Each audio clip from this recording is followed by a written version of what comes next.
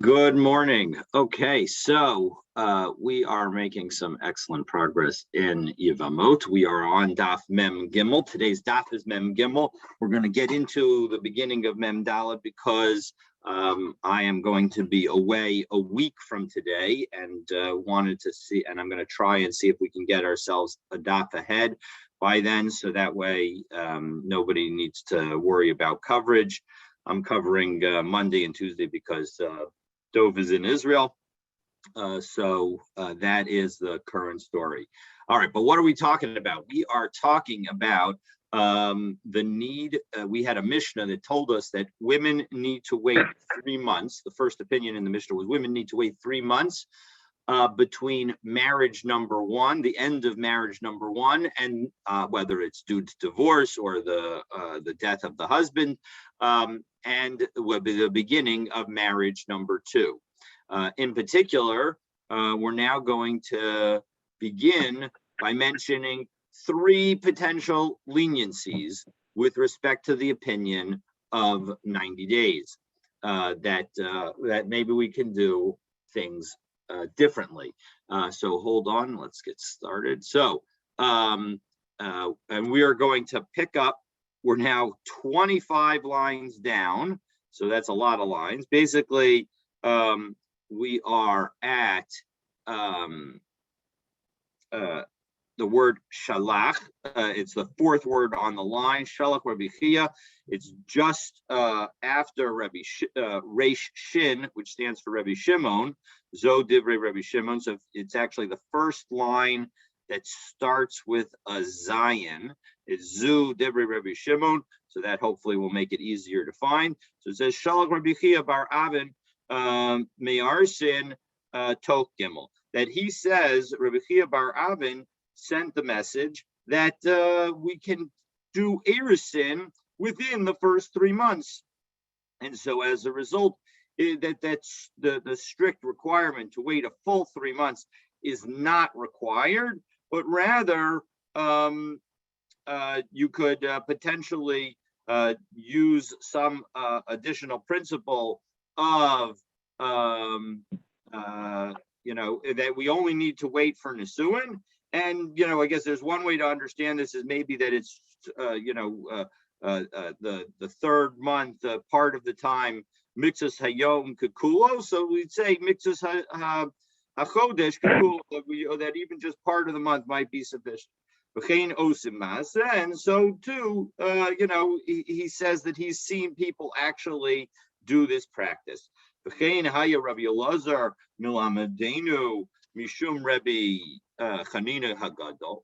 And similarly, Rabbi Elazar would teach in the name of Rabbi Chanina the Great, Rubo Shel Rishon, that all you need is to do is the most of the first month, but Rubo Shel Shlishi, and most of the 3rd month, the Emtzai Shalem, and the full middle month. So you didn't need to wait 3 full months, but rather you could wait essentially 2 months and a little bit, and thereby end up effectively like you waited 3 months. Ameimar Shara Liyares Biyom Tishim.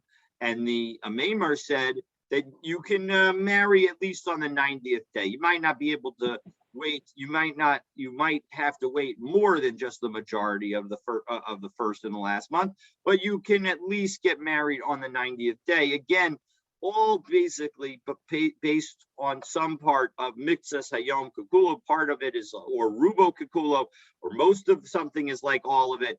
That we would say that part of something or all of something is like you've done, or part of something, or the majority of something, excuse me, is like you've done the whole thing. But now we're going to question, undermine, and effectively end up concluding that no, none of these 3 opinions is in fact the way we follow. So Amrle Ravashi Meimar, Ravashi says to a Meimar, Rav Shmuel da Amri Tarbai. Both Rav and Shmuel, who frequently argue, both of them say Tzrich lahamtin shlosha chadashim chutz miyom shemeis bo v'chutz miyom shenisarsa bo.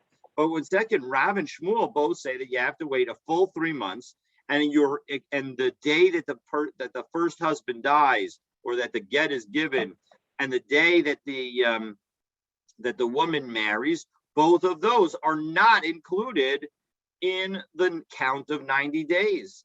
So if that's true, how could a Maimar permit Erisin on the 90th day? So Ahula Inyan Menekas Itmar. So a Maimar would say, no. That statement that Rabbi Shmuel made, that was not about the 3-month period. It was about a nursing woman. The Rabbi Shmuel, the Amri Tarbayut, Tzricha Lahamtin Esrim V'Arba Chodesh, Chutz Miyom Shenolad Bo, Chutz Miyom Shenisar Sabo. And because they say, with respect to the 24-month period, that's where they say that you can't include the day that the baby was born or the day that the woman gets married. So it's that period that needs to be a complete 24 months. But maybe they did not say regarding Erisin, regarding the death of the husband, that would be also a requirement for 3 full months.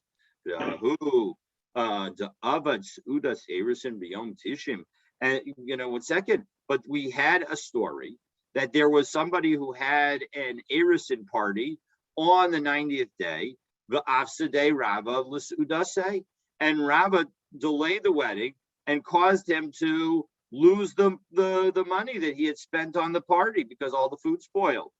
So Ahi Suda Nesu and Havi. No, that wasn't a party for an Erisin. It was a party for a Nisuin. So again, Maimar is trying to defend the fact that he said that on the 90th day is okay. All right, so we've defended it, but now the Gemara rules. The Hilchasa so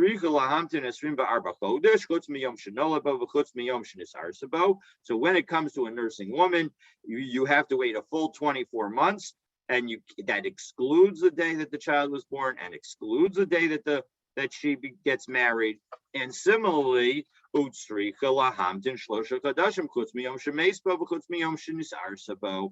again, we had the woman when it's a widow, she has to wait 3 full months, not including the day that the husband died and not including the day in which she gets married. So as a result, we've seen that in fact that is the way we paskin, and indeed that's in fact the case, that you need to wait the full time. Okay, so incidentally, I will note that actually I don't believe that we hold today, although today we do continue to require a 3-month delay between the death of a husband and the marriage of a new husband.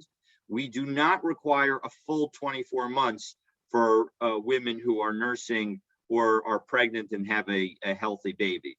That since the practice is to stop nursing much before this particular time, so as a result, I think that is generally not the practice. But again, important to ask your local Orthodox rabbi if it is an applicable question for you. Okay, so now our Mishnah ended with the statement of Rabbi Yossi that it said that the permission to engage in Erisin within 3 months after the end of marriage number 1 did not apply to a widow because of mourning.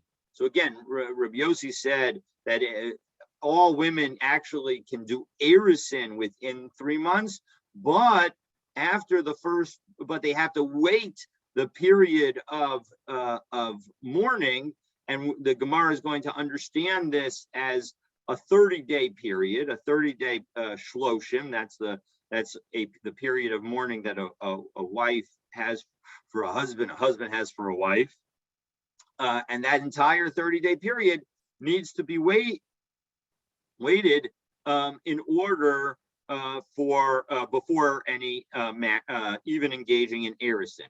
But and so that was the teaching of Rebbe Yossi. So Amar Rav Chisda Kal V'chomer, 1 second, that teaching saying that there's that a woman should be prohibited to marry to do Erisin, during the first 30 days after the husband died because she's in mourning, there seems to be a Kal V'chomer that suggests that actually we should not have such a prohibition. That when it comes to Tisha B'Av we say that you're not allowed to do laundry, but mutter li ares. But there's a period that when it's the week of Tisha B'av, you're allowed to engage in erisin, but you're not allowed to engage in laundry.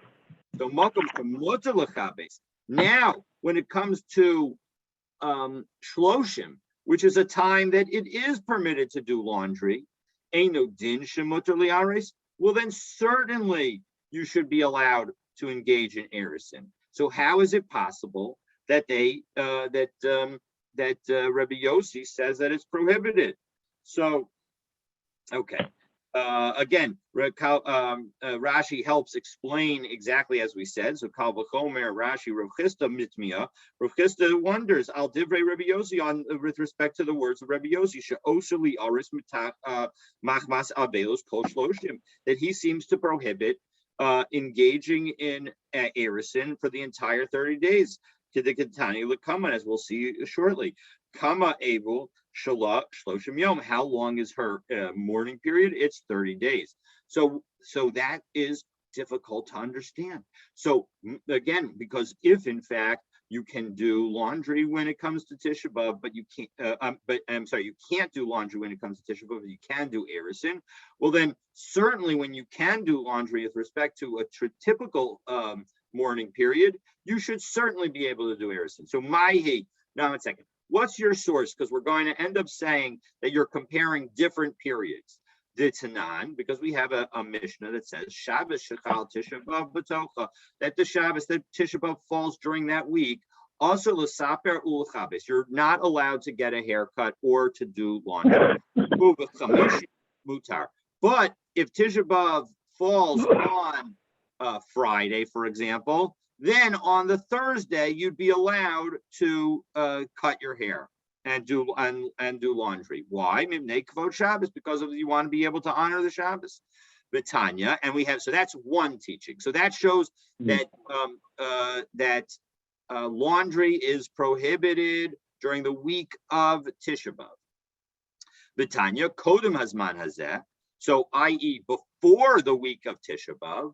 Ha'am mima'atim iskehem, the people limit their business, milisha umilitain, from engaging in commerce and the like, milivlo to from building and from planting, but uma'arsin, but you can do erisin of a low konsim, but you can't do nesuin.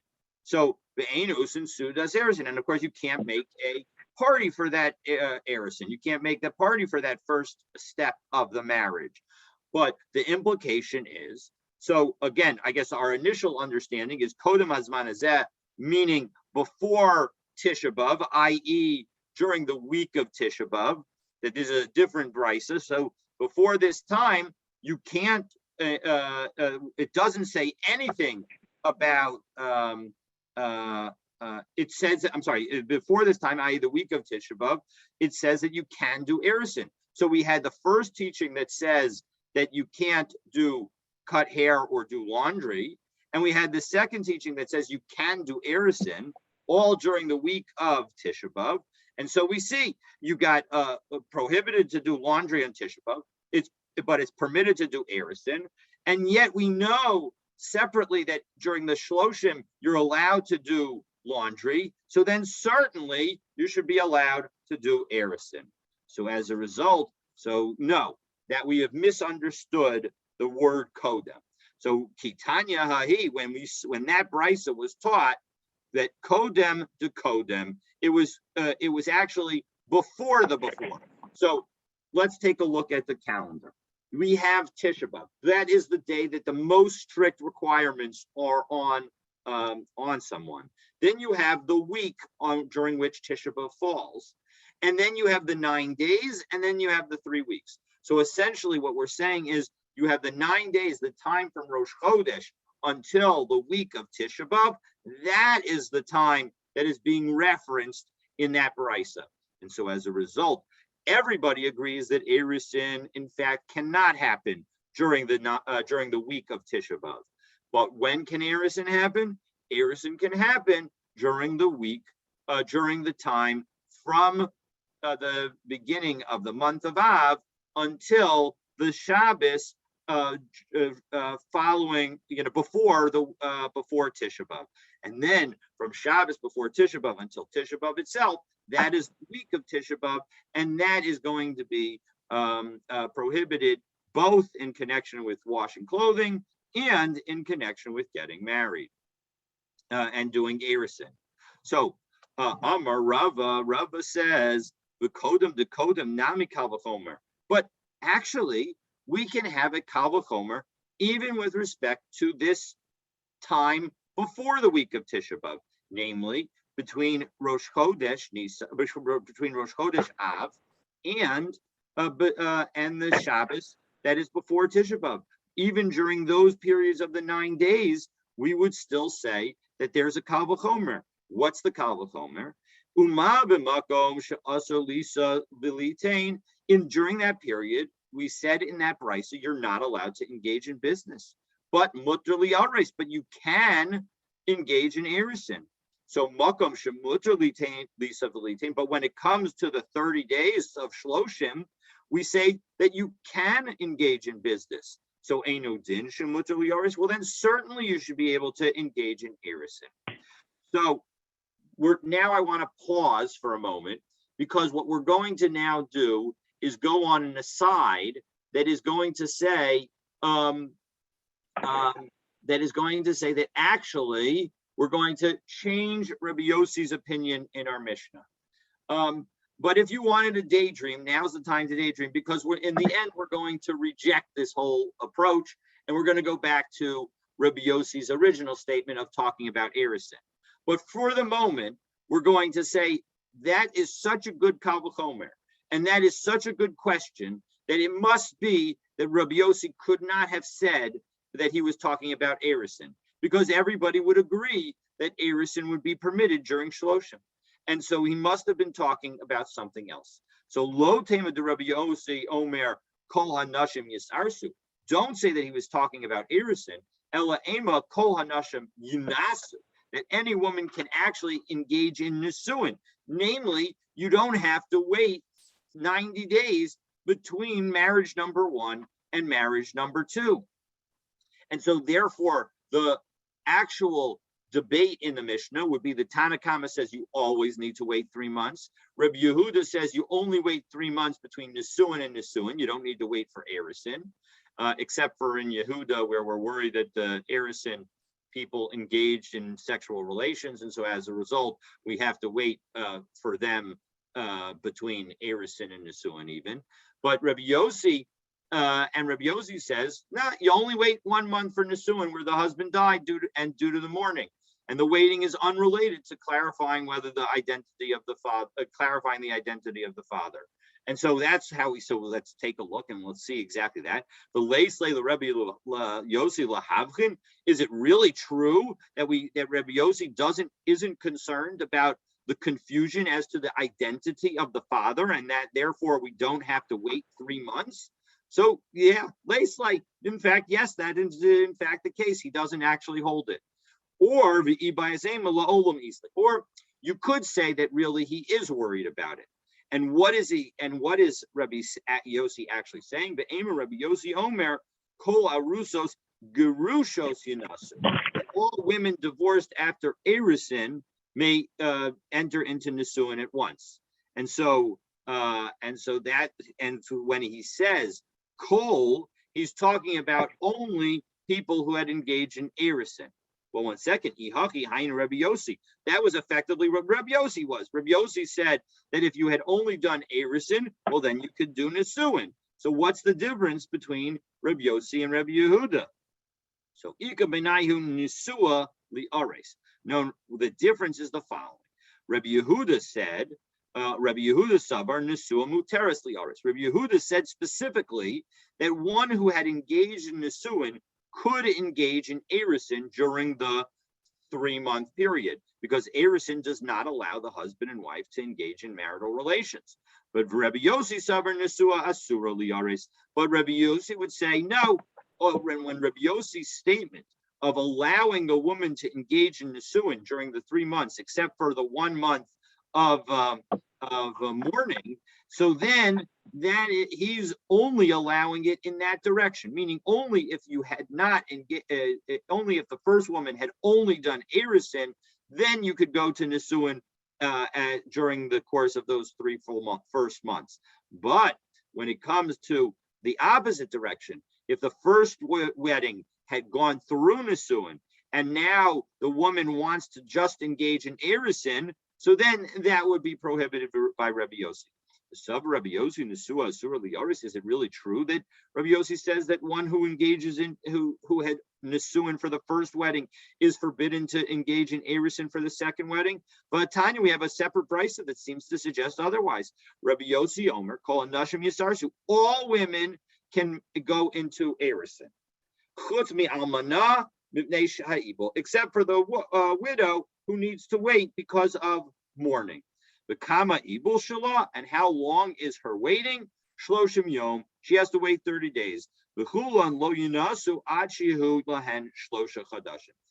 And with respect to entering nisuin, well, all women need to wait for 3 months in order to have nisuin. Well, that certainly seems to contradict what we just said Rabbi Yossi said.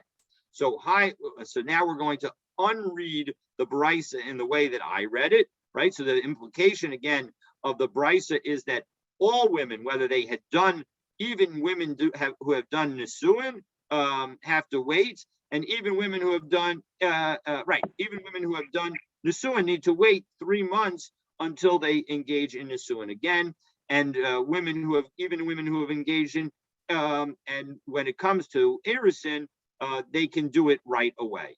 So that, and again, that is contradicting how we just explained Rabbi Yossi, because we said that Rabbi Yossi was saying you need to wait to perform erisin with husband number 2 if you did nisuin with husband number 1, so that you won't accidentally do nisuin with husband number 2. And the waiting for mourning applies to nisuin, where only erisin was done with husband number 1. And so as a result, we now have a question. Well, now we're going to again reread this brisa so it doesn't pose a difficulty to our new explanation of Rabbi Yossi. Hi, my Kusha. 1 second. What's your question?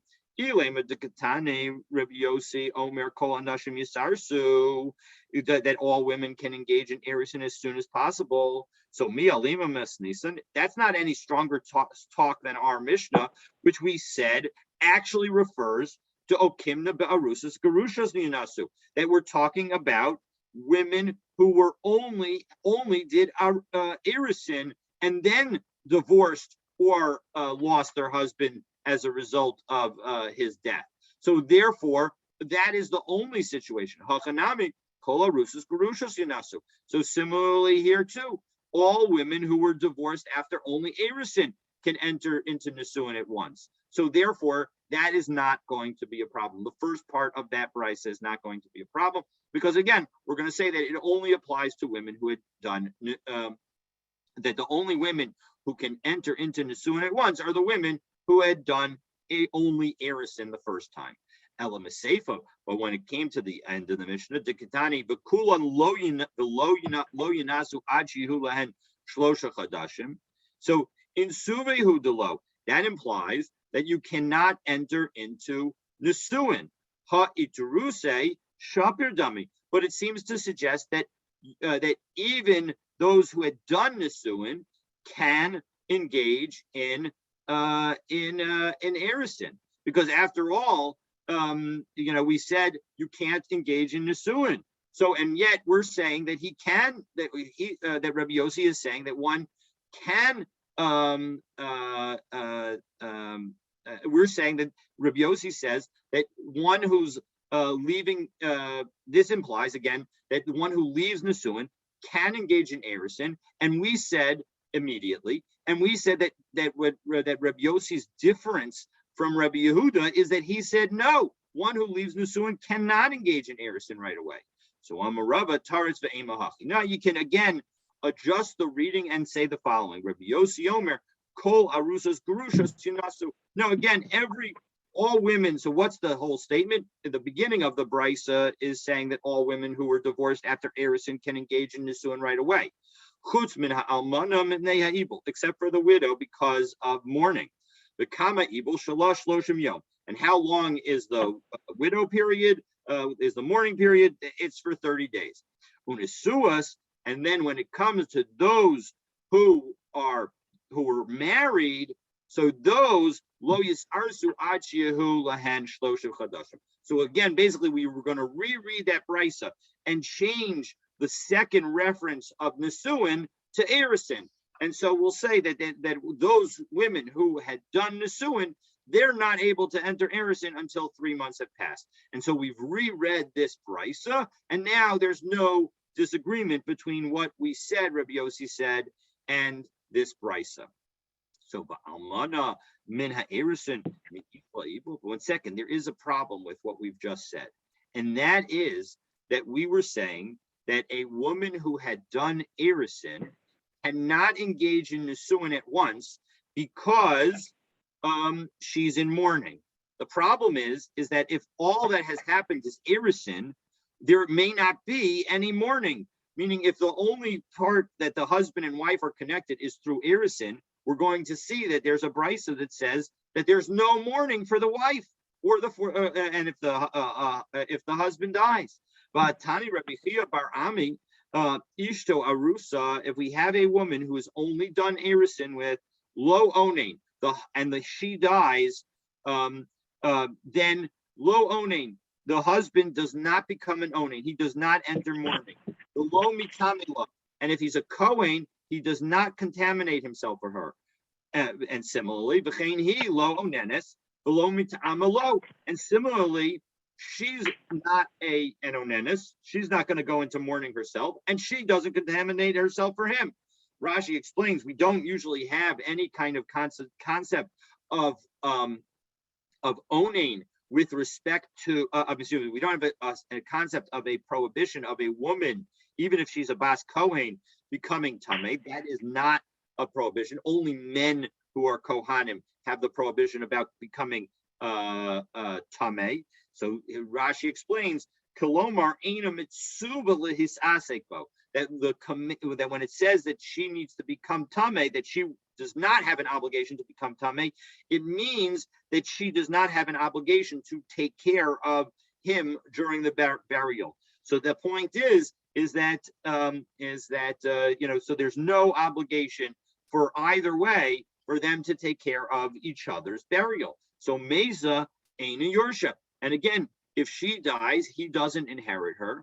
So Mezu Gova Ksuvasa. And if he dies, well, then she gets her ksuba. But the bottom line is we've seen that there's no mourning after erisin.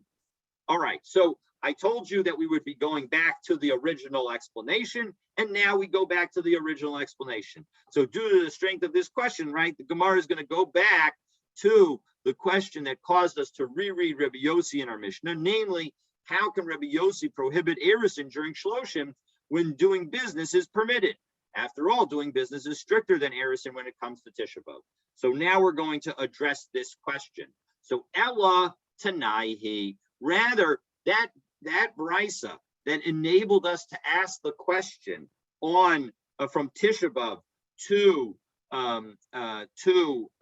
regular mourning, that brisa is actually one that has a debate, because Tanya, we've got another brisa that says the following: Me Rosh Chodesh v'ad hatanis me Rosh Chodesh v'ad hatanis, from Rosh Chodesh until the fast day, namely for all of the 9 days. They restrict their amount of business. They don't do the business from building and planting, from doing erisin and doing the suin. And the week that Tisha B'Av falls, so then we don't even do cutting hair and we don't do laundry. By the way, our practice is along those lines, but to basically add one period to each time. So we don't do all those things for the entire 3 weeks, and then we don't do hair cutting and laundry during the 9 days. All right, v'yesh omrim kol chodesh asur. Although I guess some people, we actually often don't cut hair even during the entire 3 weeks. But v'yesh omrim kol chodesh asur. And there are some people say that actually all of the cutting hair and doing laundry is also prohibited for the entire 9 days. And of course, that is really the way we paskin, by extending that prohibition to at least the cutting hair prohibition to the entire 3 weeks. But the bottom line is that we see here that the prohibition of cutting hair and laundry, according to at least one opinion, and the prohibition of doing business all applies during the entire 9 days. And that's the entire period when the prohibition of engaging in erisin also applies. So we see that there is no period when there's stricter time for when erisin is seen to be less strict than something else. They're both the same strictness, and so because they're both the same strictness with respect to Tisha B'Av, there's no inconsistency with saying that Rabbi Yossi saying that that it would be prohibited to engage in erisin during the month of mourning. So Maskif La Rav Ashi, when Rav Ashi challenges his Magali Oris, the Oris Mamish. 1 second. Are you saying that brisa where it says you're prohibited to engage in erisin means to literally to just do the erisin? Maybe that prohibition is only about the party of erisin. But maybe it could be that it's perfectly allowed to do erisin. And so as a result, now again we have a ihachi milisa linose nami miavid sudas nisuin hudasa. 1 second. If you want to say that, well then when it says with respect to nisuin, maybe that's only talking about the party for nisuin and not the actual marriage act itself, not the actual giving of the ring under the chuppah. Halisa shaperdam. Maybe you can engage in nisuin. So haki hashim, 1 second. You're not comparing apples and oranges, because bishlama nisuin below seuda ikasimcha. When you have that final step of marriage, even without a party, there is joy, because the husband and wife are now permitted to engage in marital relations.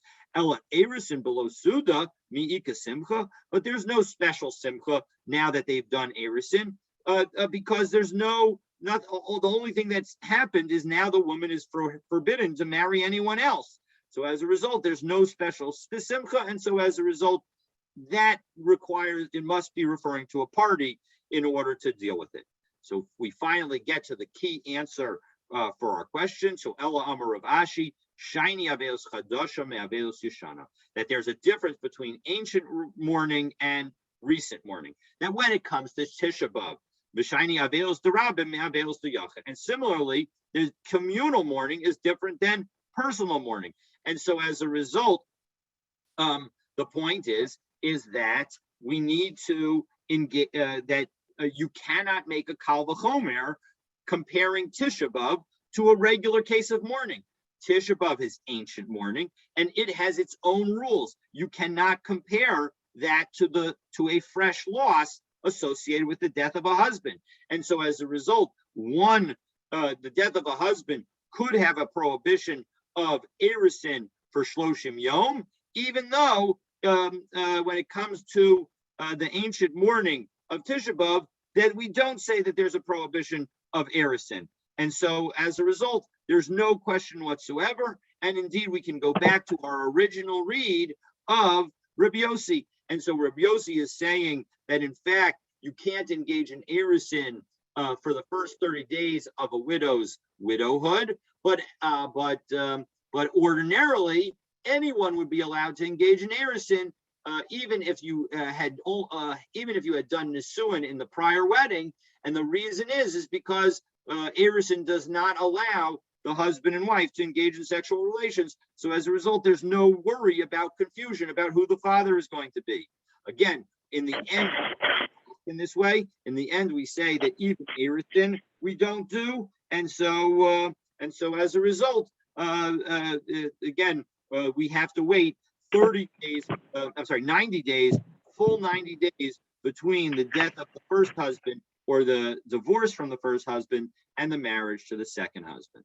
So now let's take a look. So now we're going to a new Mishnah, a Mishnah that we've seen a few times previously, and then and we'll take a look a little bit at the Gemara that follows it. Again, we're trying to get a little bit of ahead so that we can miss, God willing, next Tuesday. So Arba Achin Nisu and Arba Nashim Umesu. You have 4 brothers married to 4 women, and now the brothers all die. Imratza Hagadol Shebehem Liyavim Es Kulam. If the oldest of them wants to take all of them in Yibum, they are going to marry. Now, we're going to deal with this very quickly in the Gemara.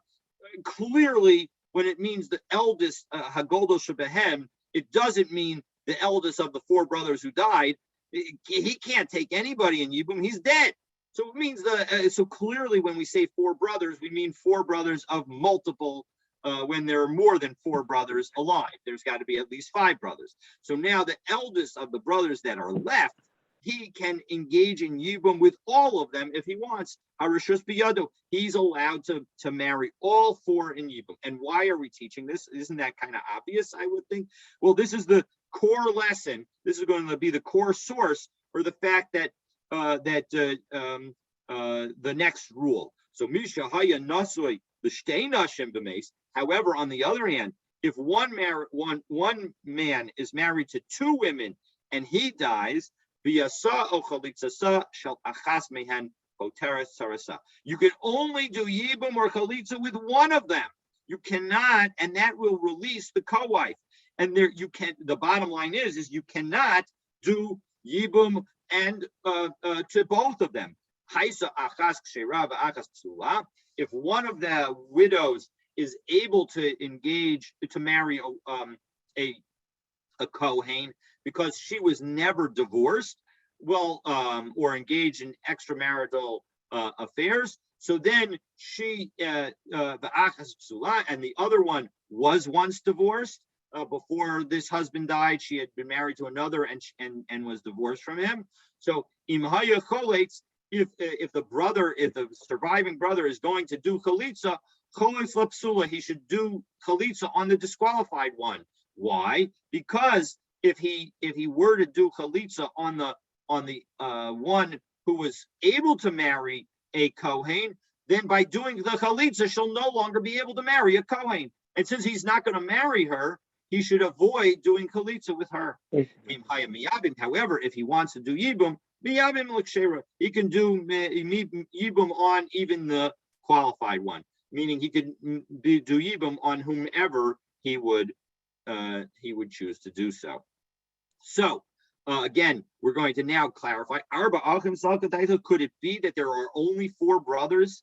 Ela arba me'achin. No, it's 4 of a bunch of brothers. There have to be obviously a surviving brother here, because if you only had 4 brothers and they all died, there would obviously be no concept of Yibum whatsoever. All right, so Harishus biyado, he can marry whomever he wants. The shav kilei, 1 second. Does the court really let him marry as all 4 women? Vatanya b'karulo ziknei iro, that the elders of the city call him and ask him to come. Hain v'lo shluchan. The Beis Din has to call him directly. They're not allowed to send a messenger. The Dibru Elav, and they have to speak to him. Milamid Shemasian lo Eitza Hokenislo. They give him good advice. She'im Hayahu Yeled Zikina. That if in fact he's a young boy and she's an older woman, who's Zakain V'Hiyalda, or she's young and he is old. Omrin lo, we say what do they tell him? Malacha Eitzel Yalda, what are you doing marrying such a young woman? Malacha Eitzel Zakena, what are you doing marrying such an old woman? Kalach Eitzel Shikamoska, Ba'al Tasim Kitata Bevesecha. Don't bring aggravation on yourself, and as a result, don't bring arguments into your home. Marry somebody who's like you. So as a result, the point is that if we're going to give him advice, wouldn't we give him the advice that he shouldn't marry 4 women? That sounds like a lot. Lo, sricha. No, so the point is that the efsherlei, we're talking about a situation where he is capable of providing for all 4 women. Well, in that case, why didn't our Mishnah talk about more than 4 women? Let it be 8 brothers marrying to 8 women and have him do even with all 8 women. So, Eitz Tova Kamashmalan, because our Mishnah is telling us good advice. Arba in 4 is okay, Tvei, but more than 4, probably not a good idea. Because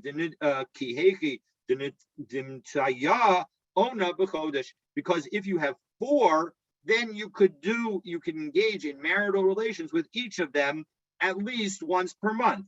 Now, what is that talking about? That is a reference to a Gemara in Ksuvos. The Gemara in Ksuvos talks about how a Torah scholar engages in Onah once per month, and so as a result, they engage in marital relations once per month, and specifically every Friday night.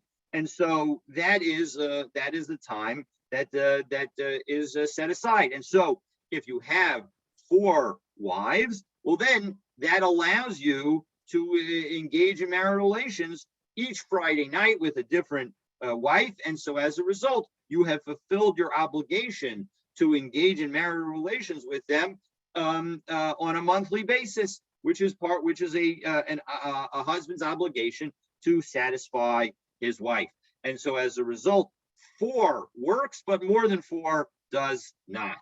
So, okay, so now that we've explained why our Mishnah specifically talked about 4 brothers who die, so now we're going to talk about the case of the one brother married to 2 women, and the fact that he's only going to do Yibum or Chalitza with one of them.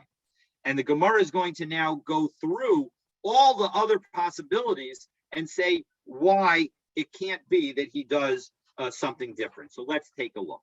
So Misha Hayanasui, so one who had married 2 women, and now he dies, and his brother wants to do Yibum.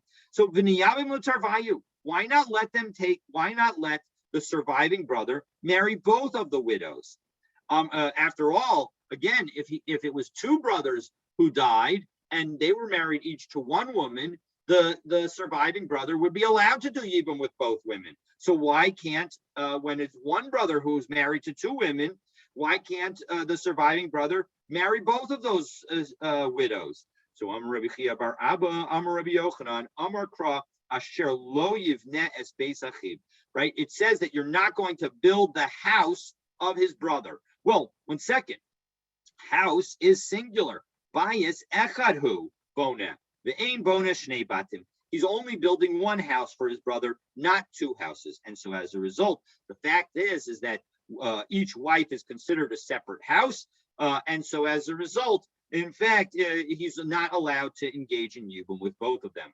The Nachlotz L'Tarvayu, why not have him do Chalitza with both of them? Well, the next pasuk helps us out. So Amar Marzutra Bar Tuvia, Amar Kra, Beit Chalutza now. When it refers to the house of the one who did Chalitza, it's referring to the house of the base Chalutanahu, Bayis Echad who Cholitz, Ve'ein Cholitz Shnei Batim. He does Chalitza with one house. There's one removal of the shoe, not 2 removals. So Uniyabim L'chada V'nichlotz L'chada. So in second, why not let him do Yibum with one and Chalitza with the other? So Amar Kra Im Lo Yachpotz, because the point is that it says that if he does not want, that implies hachapetz yabim, that if he does want, he should perform yibum, and only if he does not want to take and do yibum at all is there a situation does he do a chalitza. Well, kol ha'olah the yibum olah chalitza, and only somebody who is subject to yibum is ever subject to chalitza. Kol she'eino yibum eino chalitza.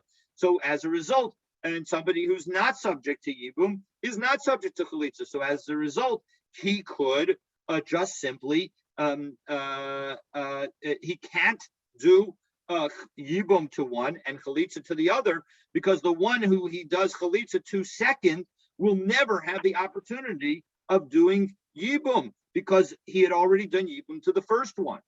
The ode, and moreover, shelo yamru bayis mikzaso banoi umikzaso chalutz. We're also worried that we're going to say that the person by doing yibum with one woman and doing chalitza with the other woman, people will say, oh, he only built half of his brother's house because he didn't do yibum to both of them. So people are going to get confused. So v'yomru, who cares? Let him say that. It doesn't make a difference, right? The bottom line is, there's what's the harm in having yibum done with one and chalitza done with the other? So all right, well, it's not really a problem. You're right if they do yibum first and then do chalitza, because the chalitza is like nothing. The chalitza is not really an action. Hachinami, you're right. There wouldn't be anything bad. Ella, Dilma, chalitz, v'hadar miyabe. But maybe he'll do chalitza first and then he'll do yibum. And in which case, once he did chalitza, he's not allowed to do yibum. So the kamle below yivna, and now he'll violate the prohibition of building his brother's house after having done chalitza, and that is a lav. It's it's something that is not permitted. Once you've done chalitza, there's no going back and marrying that woman. So okay, so now that we've gone through all the possibilities. Oh no, we've gone through 3 possibilities. There's one more possibility left, and that possibility is the ema ki ikachada tiskayim mitzvah ki ikatarti lo tiskayim mitzvah. How do you know that in fact there's a mitzvah to do yibum even when there are 2 or more wives? Maybe if somebody is married to 2 or more wives, there's no mitzvah to do yibum at all because there's no single bias. That maybe it's only when there's a bias echad that you can do yibum. So the Gemara explains, no, im kain saras erva da asarachmana lamali. We've learned all the way back from the very beginning of when we learned the halachot of yibum that we said that that the co-wife of an erva is prohibited, meaning that if Ruvain marries his niece Dina, then and is also married to Rachel. Now, when Ruvain dies and Shimon, Dina's dad, is the surviving brother, well, now he can not only not marry Dina, but he cannot marry Rachel either. And so that implies that it must be hashta tarti be'alma, must be that there are 2 wives. Amrat la b'nei chalitza v'yibum ninu, and we say that they're not able to do chalitza and yibum. So saras arba midbai. If there's ever a co-wife situation, why would I ever, if whenever there are multiple wives, yibum and chalitza don't apply, I wouldn't even need that rule, because we'd simply say yibum and chalitza don't apply when there's more than 1 wife. So alma lo. So 1 second, maybe we can say that that's a different situation. It's true that we actually need to be told about the erva, because salt daichamina, I might have thought erva aburai kaima, that when there's an erva, that she's not included in the concept of yibum, which is yavim sarasa, and that in fact if you only have 1 eligible wife, namely Rachel. Shimon only has 1 eligible wife when Reuben dies, and that's Rachel, because the other wife, Dina, is his daughter, and obviously he can't marry his daughter. So as a result, maybe we should treat that as if there's only 1 wife. And so, Kamash Malan, da Asira, and therefore we need to tell us that it's prohibited. So Ella, Yevimto Riba. So the actual explanation is that the fact that the Pasuk says, the Pasuk is in Dvarim Kaf Hey Pasuk Zion, it says, the imloyach potza ish lekachas is yivamto. If a man does not want to take the yivama, his yivama, but also yivamto hashara el azakanim, well then that yivama will go to the elders, and then the process of chalitza will begin. So the point is that pasuk did not need to repeat the word yivimto twice. Indeed, it didn't even need the word yivimto at all. We would know who the pasuk is talking about if it just said her. And so as a result, that shows that even if there are 2 or more Yevamot, so then that in fact is included in the prohibition. Finally, our Mishnah said, so that's the end of that point. And finally, our Mishnah said, Haisa achas kshera, that if one was kosher and one was puzzle, and you want to do chalitza, you should do chalitza with the puzzle one. Amar Rav Yosef, we saw this teaching a little bit earlier in Yevamos. Kan Shana Rebbe. This is about this. The Rebbe taught the following halacha: Lo yishboch adam me'voro va'acherim tzrichim lahem. That you should not pour out water from your pit if others might need it. And it's a very logical thing, right? If you have extra water and other people need it, don't get rid of your water. Give it to the other people who need it. So similarly here, when you have a woman who is already disqualified and another woman who could actually marry a Kohen, don't disqualify the woman who could still marry a Kohen. Let her continue to be eligible to marry a Kohen. Don't spill out that opportunity. So the bottom line is when other people have opportunities, we need to make sure to fulfill them for them and not throw them away. The related concept to the idea of Bal Tashka. So tomorrow we'll go back to the famous thing that we've mentioned throughout the Masechet, but we've never seen it inside. And that is the teaching of Rabbi Akiva that certain things that are prohibited, even though they're not prohibited with kares, will result in the production of a mamzer. And so we'll see which are those categories that Rabbi Akiva talks about, God willing, in the Mishnah that will begin tomorrow. Thank you, Rabbi. You have a good day today. See you tomorrow. You too. Have a wonderful day. Good moed.